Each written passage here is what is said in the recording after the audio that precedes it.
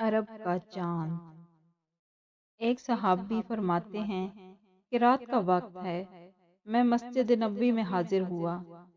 میں نے دیکھا کہ سامنے اللہ تعالیٰ کے محبوب صلی اللہ علیہ وآلہ وسلم تشریف فرما ہے۔ اس رات 14ویں رات کا چاند اپنی پوری آب و تاب کے ساتھ چمک رہا تھا۔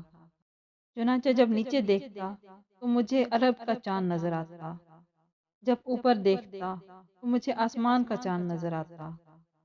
فرماتے ہیں میں تھوڑی دیر کے لیے رک گیا۔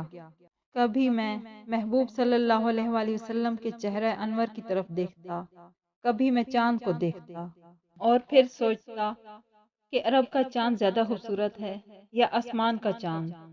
بالا آخر میرے دل نے فیصلہ کیا کہ اے آسمان کے چاند، تو بڑا خوبصورت سے ہی، تیرے حسن کا دنیا کے اندر بڑا چرچا ہے، لیکن سچ بات یہ ہے کہ جو حسن و جمال میرے آقا صلی اللہ علیہ وآلہ وسلم کے چہرہ انور پر ہے، وہ حسن و جمال تیرے پاس بھی نہیں ہے۔